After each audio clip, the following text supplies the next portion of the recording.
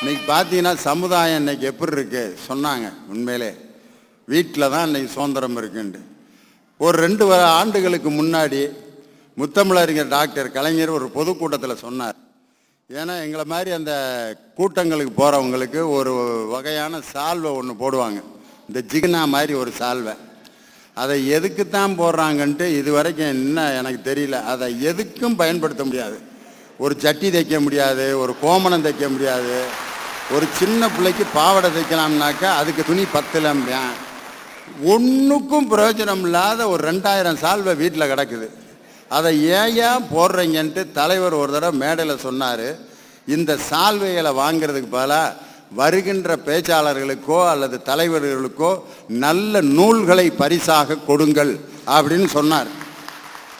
சொல்லி 2 வருஷம் ஆகுது, இன்னும் ஜிகினா நம்மளை விட்டு போனதாக வரலாறு இல்லை. இதை நான் ஒரு மேடையில் நான் சொன்னேன். அதுக்கு நடந்த விஷயந்தான் ரொம்ப முக்கியம்.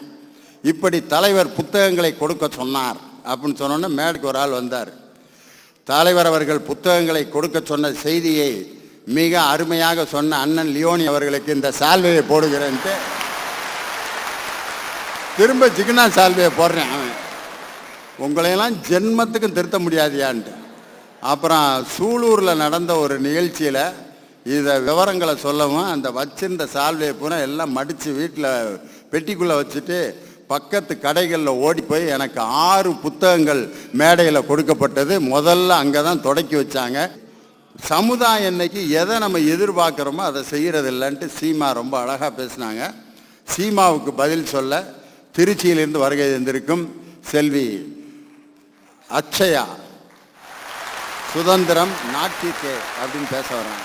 நடுவர் அவர்களே, புழுகுன்னு கேள்விப்பட்டிருக்கீங்களா?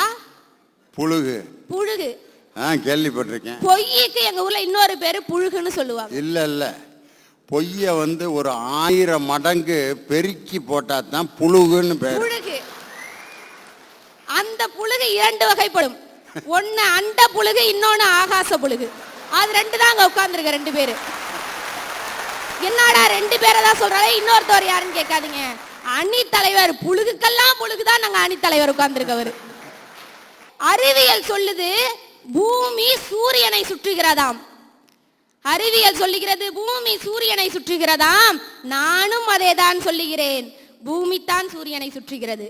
திருக்குவளை தந்த தவ புதல்வன் படிப்பையும் எழுத்தையும் தன் சுவாசமாக நினைக்கும் தன்னலமற்ற தலைவன், தமிழையும் தங்கள் தாய் நாட்டையும் 2 கண்களாக நினைக்கும் தங்க தலைவன், ஓய்விற்கே ஓய்வளித்த பகுத்தறிவு சூரியன். அந்த சூரியனை தான் பூமி சுத்திட்டு இருக்கு.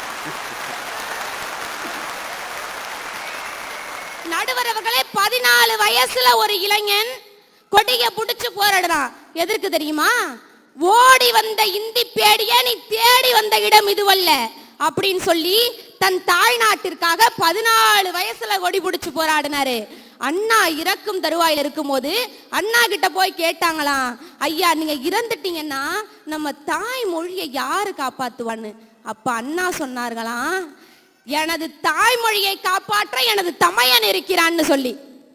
அப்படி இன்னைக்கு அமெரிக்கால இருக்க ஒரு பல்கலைக்கழகத்துல தமிழ் மொழிக்கு என்ன ஒரு தனி பாடப்பிரிவா ஒதுக்கி வச்சிருக்காங்க. நம்ம தமிழ்ல இயற்றப்பட்ட திருக்குறளை உலக மொழிகள் அனைத்திலையும் உலக நாடுகள் அனைவரும் மொழிபெயர்த்து படிச்சுக்கிட்டு இருக்காங்கன்னா அதற்கு காரணம் யார் தெரியுமா? வரலாற்று வள்ளுவனுக்கு சிலை வடித்தாரே வாழும் மன்னுவல் கலைஞர், அவருதான் காரணம். ஐயா முத்தமிழ் அறிஞர் டாக்டர் கலைஞர்னு ஒரு ஆளுக்கு கிடைச்ச சுதந்திரத்தை அவர் தான் வீட்டுக்கு பயன்படுத்தல, நாட்டே பயன்பெறணும் சொல்லி தம் தாய் நாட்டுக்காகவும் தாய் மொழிக்காகவும் பயன்படுத்தினார். பாத்தீங்களா? அதனாலதான் சொல்றேன், சுதந்திரத்தின் பயன் பெரிதும் கிடைத்திருப்பது எங்க நாட்டுக்கு தானே. ஐயா வீட்டுல சுதந்திரம் சுதந்திரம்ன்றாங்க. அழகா ஒரு கவிஞன் எழுதியிருப்பான், உனது சுதந்திரத்தால் உனக்கு ஒரு பயனும் இல்லை என்கிறார்கள், எனக்கும் தெரியவில்லை எனது சுதந்திரத்தை வைத்துக் கொண்டு என்ன செய்வதென்று. ஐயா இப்படிதான் இருக்கு இன்னைக்கு சுதந்திரம். உங்க வீட்டுல நீங்க பிறந்தப்ப சந்தோஷப்பட்டாங்களா, இல்ல உங்க தங்கச்சியோ அக்காவோ பிறந்தப்ப சந்தோஷப்பட்டாங்களா? நான் பிறந்தப்ப தான் சந்தோஷப்பட்டாங்க. என் தங்கச்சியா அக்காவை பிறந்தப்போ கொஞ்சம் வருத்தப்பட்டாங்க. பொம்பளை பிள்ளைனாலே டல்லாயிருவாங்கல்ல. எங்கள் பேரண்ட்ஸு நார்மலான மனிதர்கள் தானே. அதனால் எல்லாத்துலேயும் பொம்பளை பிள்ளை பிறந்தாலே ஒரு மாதிரி உட்காந்துருப்பேன். ஆம்பளை பிள்ளை பிறந்தாக்க ஸ்வீட் வாங்கி கொடுப்பேன், பிரியாணி வாங்கி கொடுப்பேன். என்னடான்னு கேட்டால் பையன் பையன் அப்படின்னா உலக இயல்பு தானப்பா. ஏன் கேட்டப்ப அதுக்கு ஐயா இப்படி பெத்த பெண் குழந்தை பிறந்துட்டாலே வீட்டுல சுதந்திரம் கிடையாது. ஒரு கவிஞன் அழகா எழுதியிருப்பான், பெற்ற குழந்தைக்கு கள்ளி பால் கொடுக்கும் தாய், பெற்ற குழந்தைக்கு கள்ளி பால் கொடுக்கும் தாய், தன் செடி கள்ளி செடி அருகே தன் குட்டிக்கு பால் கொடுக்கும் நாய், இதில் எது தாய் எது நாய்னு கேட்டிருப்பான். இப்படி பெற்ற பெண் குழந்தைகள் பிறந்துட்டாலே வீட்டுல சுதந்திரம் இல்லைன்னு சொல்றாங்க. ஐயா நாட்டுல என்ன சுதந்திரம் இல்ல? ஸ்கூலுக்கு போயிட்டு வெளியில வந்தா பிள்ளைங்க பத்திரமா வந்து சேருவாங்க, வீட்டுல வைத்த நெருப்பு கட்டிட்டு இருக்காங்களாம். நானும் ஒரு பெண் குழந்தை தான், எனக்கு விஸ்காம் படிக்கணும், மீடியால ஒரு பெரிய ஆளாகணும் ஆசை. ஆனா எங்க வீட்டுல எனக்கு சுதந்திரம் இல்லை. நீ பெண் குழந்தை மீடியா படிப்பு படிச்சு என்ன பண்ண போறேன்னு கேட்டாங்க. ஆனா நான் வீட்டை தாண்டி நாட்டுக்கு போனப்ப எனது கல்லூரி ஆசிரியர்களும் எனது நண்பர்களும் தான் உன்னாலேயே முடியும், பெண் பிள்ளைகளும் மீடியால சாதிக்க முடியும்னு என்னை தூக்கி விட்டது எங்க நாடு. அழகா சொல்லியிருப்பான், நண்பன் ஒருவன் வந்த பிறகு விண்ணை தொடலாம் முந்தன் சிறகு, வானுக்கும் எல்லை உண்டு நட்புக்கில்லையே. ஐயா எல்லாருமே கெட்டவங்க கிடையாது. நான் 1.5 வருஷம் திருச்சியில ஹாஸ்டல் தங்கி படிக்கிறேன்னா எனக்கு தாயாகவும் அன்பு காட்டும் தந்தையாகவும் இப்படித்தான் இருக்கணும்னு கண்டிக்கிற நண்பனாகவும் பெற்றோராகவும் இருந்து பார்த்துக்கிறது எங்க நண்பனும் எங்க பேராசிரியர்களும் தான். இப்படி நாடு கண்டிப்பா என்னைக்குமே சுதந்திரமா தான் இருக்கையா. சீமாக்கா அழகா சொன்னாங்க, தங்க மீன்கள் பட்டி பாட்டு நல்லா தான் பாடுறீங்கக்கா, ஆனா எல்லா அப்பாக்களும் அப்படி இருந்தா நாங்க எதுக்கு வீட்டுல சுதந்திரம் இல்லைன்னு பேச போறோம்?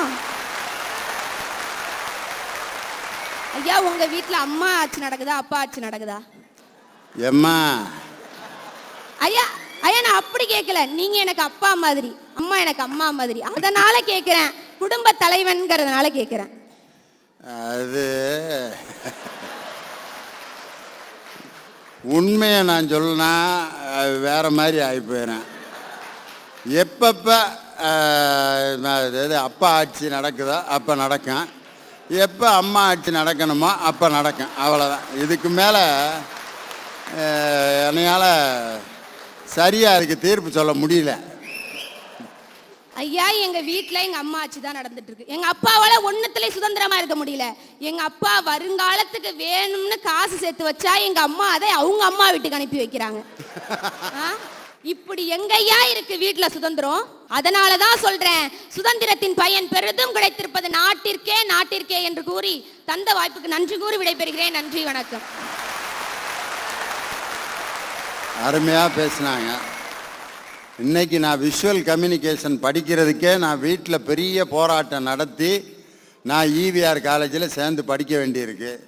இவ்வளவு பெரிய படிப்பு படிக்கிறதுக்கே நான் போராட வேண்டியிருக்கேன்.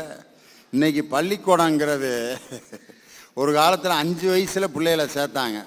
சில பேருக்கு சர்டிஃபிகேட் இருக்கு 5 வயசுக்கு வாங்கி வச்சுருப்பாங்க. ஞானஸ்தான சர்டிஃபிகேட்டு, பெர்த் சர்டிஃபிகேட்டு அதெல்லாம் காலகாலத்தில் வாங்கி வச்சுருப்பாங்க. வாங்கி வைக்காதவங்களுக்கு எப்படி 5 வயசு ஆயிடுச்சுன்னு கண்டுபிடிப்பாங்கன்னா, கையை இப்படியே சுற்றி இந்த காதை தொட சொல்லுவேன். தொட்டுட்டான்னா அவனுக்கு 5 வயசு ஆயிடுச்சு, 1ஆம் கிளாஸில் சேர்த்துடுவேன்.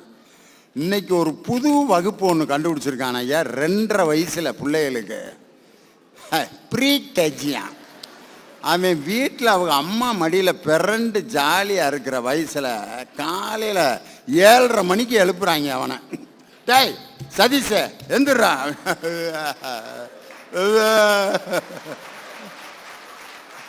எதுக்குமே பள்ளி எடுத்து போனேன், பஸ்ஸு வந்துடும் 8:15. அது இன்னைக்கு போயிட்டேன், நான் போகலை அப்படிங்கிறான். 10,000 ரூபா கட்டியிருக்கேன் மாதம் வாங்க அப்படின்ட்டு அவனை பிடிச்சி அவனை பாடா படுத்தி ப்ரெஸ்ஸில் பேஸ்ட்டை வைக்கிறதுக்கு போல என்னத்தையோ தீக்காயத்துக்கு போடுற களிம்பை வச்சு அவசரத்தில் அவனுக்கு விலைக்கு வாயை போட்டு கொப்புளிச்சு உடனே ஒரு டவுசரை மாட்டி ஒரு இதுக்கு போட்டு அவனுக்கு டையி பாவம் 2.5 வயசு பையலுக்கு டையி எதுக்கியா அதை கட்டி இப்படியே இறுக்கி பிடிச்சி ஷூவை போட்டு லேசெல்லாம் கட்டி விட்டு பின்னாடி புஸ்தகத்தை எடுத்து இட்லி விட்டுறாங்க போகிறப்ப. பஸ்ஸு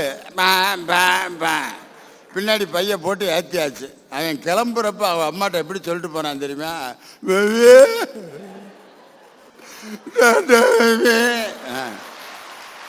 நரகத்துக்கு போகிற மாதிரி போகிறானா இவன். போய் என்னத்தையா படிப்பான்? அங்கே போய் மிஸ்ஸு அது உட்கார வச்சுட்டு ஒரு 15 ஃபைலு அது எழுதிருக்கான். அவன் போகாமல் தூங்காமல் அந்த குரூப்பாக தான் உட்காந்துருக்கு. அது மிஸ்ஸு தொடங்குது, ரிங்கா ரிங்கா ரோசஸ் ரிங்கா ரிங்கா ரோசஸ்ன்னு சொல்கிறப்ப 5 பேர் தூங்கிட்டான். 12:30 மணிக்கு பெல் அடிக்குது, வீட்டுக்கு வந்துட்டான். இது ஒரு பள்ளிக்கூடம், இது ரொம்ப அவசியம் அவனுக்கு தேவை. ஒரு தாயின் மடி சொல்லி கொடுக்காததை 2 வயது குழந்தைக்கு யாராலும் சொல்லித்தர முடியாது. இன்னைக்கு பெற்றோர்கள் வீட்டில் அந்த இம்சை பண்ணுறாங்கிறதுக்காக கொண்டு போய் விட்டுறது. இது நடக்குதா இல்லையா? அந்த பள்ளிக்கூடத்தினால ஏதாவது பிரயோஜனம் உண்டா இல்லையா? அவனுக்கு ஃப்ரெண்ட்ஷிப்னா என்னன்னு தெரியுமா? ரைம்னா என்னன்னு தெரியுமா? அட்டனன்ஸ்னா என்னன்னு தெரியுமா? அந்த வயதில் கொண்டு போய் அவனுக்கு இப்படி ஒரு நெருக்கடி தேவையா? இதுக்கு காரணம் யார்? பெற்றோர்கள் தானே, வீடு தானே அப்படின்னாங்க. பதில் சொல்லணும். தூத்துக்குடியிலிருந்து வருகை இருந்திருக்கக்கூடிய அருமை தம்பி தம்பா. ஐயா, சுதந்திரத்தின் பலன் முழுமையாக சென்றடைந்தது வீட்டுக்குத்தான் அப்படின்னு பேச வந்திருக்கேன். வீடுன்னு எடுத்துக்கிட்டோம்னா அதுல முக்கியமான பங்கு வகிக்கிறது யாரு? பெண்கள்யா. இன்னைக்கு இந்த பெண்களுக்கு வீட்டளவில் முழுமையான சுதந்திரம் கிடைச்சிருக்கா இல்லையா? கிடைச்சிருக்குயா. ஒரு 60 வருஷத்துக்கு முன்னாடி அடுப்பு ஊதும் பெண்களுக்கு படிப்பதற்குன்னா, ஒரு 40 வருஷத்துக்கு முன்னாடி பெண்கள் ஏதாவது ஒரு 4 எழுத்து படிச்சுட்டா நல்லதுதானா நினைச்சான். ஒரு 20 வருஷத்துக்கு முன்னாடி ஏதாவது ஒரு பட்டப்படிப்பு படிச்சா நல்லதுதான நினைச்சான். ஆனா இன்னைக்குள்ள பெத்தவங்க என்ன நினைக்கிறாங்க தெரியுமா? என் மக எம்புட்டு படிக்கும்னு நினைக்கிறாளோ அம்புட்டும் படிக்கட்டும் அப்படி நினைக்கிறாங்களா இல்லையா? இந்த சுதந்திரம் வீட்டளவில் நிலைநாட்டப்பட்டிருக்கா இல்லையா? இவ்வளவு ஏயா கடந்த மாதம் வெளியான IAS IPS தேர்வின் முடிவுகளில் முதல் 4 இடங்களை பிடித்தது யார்? பெண்கள் தான். அதுலயும் முதலிடம் பிடித்த ஜரோசிங்கால் என்ற பெண் ஒரு மாற்றுத்திறனாளியா. அந்த மாற்றுத்திறனாளி முதலிடம் வைக்கிறாள். என்ன வீட்டளவில் அவளுக்கு பெண் கல்வி கொடுக்கப்பட்டிருக்கு, அந்த சுதந்திரம் கொடுக்கப்பட்டிருக்கு. வீட்டை விட்டு நாட்டுக்கு போனால் பெண்களுக்கு பாதுகாப்பு என்பது எந்த அளவில் இருக்கிறது? இவை மட்டுமா? 2012ஆம் ஆண்டினுடைய நிர்பயா வல்லுறவு வழக்கு, 2014ஆம் ஆண்டு ஓடும் பஸ்ஸில் கற்பழிக்கப்பட்டு உயிரிழக்கப்பட்ட ஜோதி சிங் பாண்டே, இப்படி பெண்களுக்கான வன்கொடுமைகள் நடந்தேறுவது நாட்டில் தானே, வீட்டில் இல்லையே. ஆக பெண்களுக்கான பாதுகாப்பு வீட்டில் தான் இருக்கிறது, நாட்டில் இல்லை. வேலைக்கு அனுப்போட முடிஞ்சு போச்சா? இன்னைக்கு பெண்கள் விளையாட்டுத் துறையிலும் சாதிக்கிறாங்கய்யா. கிராண்ட்ஸ்லாம் பட்டம் வென்ற சானியா மிர்சா அவ்வளோ ஏங்க 36 ஆண்டு கால இடைவெளிக்கு பிறகு ஒலிம்பிக் போட்டிகளில் பங்கேற்பதற்கான வாய்ப்பினை உறுதி செய்த இந்திய மகளிர் ஹாக்கி அணி. இது எதை உணர்த்துகிறது? இன்று வீட்டளவில் அளிக்கப்பட்ட சுதந்திரம். இன்னைக்கு எல்லா சாதிக்கார வீட்டுக்கும் எல்லாரும் போறோம், எல்லாம் ஒன்னா உட்காந்து சாப்பிடுறோம், ஒன்னா பழகுறோம். யோசிச்சு பாருங்க. சட்டமேதை அண்ணல் அம்பேத்கரும் ஈரோட்டு சிங்கம் தந்தை பெரியாரும் ஆசைப்பட்டது இதுதானே. இது எப்படி சாத்தியமாயிற்று? வீட்டளவில் இன்று ஜாதியை குறித்த கட்டுப்பாடுகள் முழுமையா தளர்த்தப்பட்டிருக்கியா. மதம் இன்னைக்கு வீட்டுல அப்பா ஒரு சாமியை கும்பிட்டான் அப்படின்னா நடுவர்களே மகனும் மகளும் அதே சாமியை கும்பிடணுங்கிற அவசியம் இல்லை. விருப்பம் இல்லையா? சாமியே கும்பிடணுங்கிற அவசியம் இல்லை. ஏன்னா இன்னைக்கு அந்த அளவுக்கு மத சுதந்திரம் வீட்டளவில் இருக்கு. முன்னாடிலாம் தீபாவளி பொங்கலா அது இந்துக்கள் பண்டிகை, கிறிஸ்துமஸ் புனித வெள்ளியா அது கிறிஸ்துக்கள் பண்டிகை, ரம்ஜான் மொஹரமா அது முஸ்லிம்கள் பண்டிகைன்னு பண்டிகை பிரிச்சு வச்சு அந்தந்த பண்டிகை அவன் மட்டும்தான் கொண்டாட முடியும். ஆனா இன்னைக்கு தீபாவளிக்கு செஞ்ச குலோப் ஜாமுனும் குழிப்பணியாரமும் பீட்டர் அல்போன்ஸ் வீட்டுக்கும் அப்துல் காதர் வீட்டுக்கும் போய்கிட்டு இருக்கு. கிறிஸ்துமஸ்க்கு செஞ்ச பிளம் கேக்கு அப்துல் காதர் வீட்டுக்கும் சீனிவாசன் வீட்டுக்கும் வந்துகிட்டு இருக்கு. ரம்ஜான் இஃப்தார் நோன்பு விருந்துக்கு பரமேஸ்வரனும் பால் சசிதரனும் ஒன்னா கை கோத்து போய்கிட்டு இருக்காங்க. அப்படின்னா இந்த அளவுக்காவது இந்த தேசிய உணர்ப்பாடு எப்படி நிலைநாட்டப்பட்டுச்சு? வீட்டளவில் இந்த மத சுதந்திரம் கிடைச்சிருக்கியா? இவ்வளவு ஏயா பாரத ரத்னா கலாம் அவர்கள் இறந்ததற்கான இறுதி அஞ்சலி செலுத்தும் போது அங்கு தெரிந்த தலைகள் அனைத்துமே இந்தியன் என்ற உணர்வு தான் மேலோங்கி இருந்ததை தவிர இவன் இந்து, இவன் கிறிஸ்துவன், இவன் இஸ்லாம், இவன் சீக்கியன் என்ற உணர்வு தெரிஞ்சிச்சா? இதற்கு காரணம் என்ன? வீட்டளவில் மதத்தை குறித்த சுதந்திரம் முழுமையாக தரப்பட்டிருக்குதுயா. கருத்து சுதந்திரம் ஐயா. இன்னைக்கு முன்னாடிலாம் நம்ம வீட்டில் பெருசுக பேசிச்சுன்னா இலசுக பேச முடியாது, வீட்டில் ஹஸ்பண்ட் பேசுனா ஒய்ஃப் பேச முடியாது. ஆனா இன்னைக்கு அந்த நிலைமையா இருக்கு. இன்னைக்கு நிலைமையே மாறி இருக்கியா வீடுகளில். ஒரு சின்ன பையன் கூட எப்பா என்னத்த பேசுற வாய மூடு அப்படிங்கிறான். அப்போ இன்னைக்கு வீட்டளவுல அந்த சுதந்திரம், கருத்து சுதந்திரம் நிலைநாட்டப்பட்டிருக்கு. நாட்டளவுல எப்படி இருக்கு தெரியுமா? அரசின் போக்கினை கண்டித்த ஒரே காரணத்திற்காக சென்னை ஐஐடியில் உள்ள அம்பேத்கர் பெரியார் வாசக வட்ட அமைப்பை தடை செய்து மீண்டும் அந்த மாணவர்கள் போராடி தங்கள் வாசக வட்டத்தை மீட்டெடுத்திருக்கிறார்களே. இந்தியா போன்ற ஜனநாயக நாட்டில் இது சரியாகுமா? ஐயா, இன்னைக்கு சட்டமன்றமும் நாடாளுமன்றமும் இருப்பது அப்படிங்கிறது எதுக்காகன்னு மக்களுடைய பிரச்சனைகளை பிரதிபலிப்பதற்காக. ஆனால் இன்றளவில் எதிர்க்கட்சிகள் சட்டமன்றத்திலோ நாடாளுமன்றத்திலோ தங்களுடைய கருத்துக்களை சொல்ல முடியுதா? முடியலையே. சட்டமன்றமும் நாடாளுமன்றமும் இன்றளவில் ஏதோ முடியாட்சி முறையில் நடைபெறுவது போல் மன்னனை புகழ்ந்து பாடும் வெறும் காட்சி மண்டபங்களாகவே காட்சியளிக்கின்றன. இதையும் மீறி ஒருவர் மக்களின் பிரச்சனைகளை சட்டமன்றத்தில் பேசினால் இவர் அவை நடவடிக்கைக்கு குந்தகம் விளைவிக்கிறார் என கூறி கூட்டத்தொடர் முழுவதும் சஸ்பெண்ட் செய்து விடுகிறீர்கள். இந்தியா போன்ற ஜனநாயக நாட்டில் அவனுடைய ஜனநாயகம் கழுத்தை நெரிக்கப்படும் பொழுது இங்கு சுதந்திரம் எந்த அளவில் இருக்கிறது? இன்னைக்கோ நாளைக்கோ போயிருமோங்கிற தான் இருக்கு. ஆக கருத்து சுதந்திரம் இங்கு பறிக்கப்பட்டிருக்கிறது. ஒரு நாட்டின் முதுகெலும்பு யாரியா? விவசாயிகள். ஒரு நாட்டுடைய குடிமகன் வாழ வழியின்றி தன் வாழ்வை முடித்துக் கொள்கிறான் என்றால் அந்த நாட்டிற்கு அதை விட கேவலமான இழிவான விஷயம் ஒன்று உண்டா? விளைக்க வேண்டிய நிலங்கள் எல்லாம் போதிய நீர் வசதி இல்லாத காரணத்தால் விதைக்க ஒவ்வொரு நிலங்களாகி மாறி இருக்கின்றன. இன்னொரு காரணம் என்னது? கூட்டுறவு கடன்களில் வாங்கிய கடனை திருப்பி செலுத்த இயலாமை. ஆக இன்னைக்கு இந்த நிலை தொடர்ந்துச்சு அப்படின்னா ஊருக்கே உழவளித்த உழவர் பெருமக்கள் சோற்றுக்கே கையேந்த வேண்டிய நிலைதான் மிஞ்சும். தமிழகத்தை பொறுத்தவரை ஒவ்வொரு வெள்ளாமைக்கும் கர்நாடகத்திடமும் கேரளாவிடமும் கையேந்தி நிற்க வேண்டிய நிலைதான் இருக்கிறது. நீங்கள் சொல்வது போல் நம் நாடு சுதந்திரம் அடைந்திருக்கிறது என்றால் என்றோ நதிகள் தேசியமயமாக்கப்பட வேண்டும். ஆனால் இன்றளவிலும் அது கனவு திட்டமாகவே இருக்கிறதே தவிர மக்களுக்கு பயன்படவில்லை. ஆக நதிகள் தேசியமாக்கப்பட்டால் இந்தியா நாட்டளவில் முழு சுதந்திரத்தை பெறும் என்பதில் எந்த அளவும் ஐயம் இல்லை.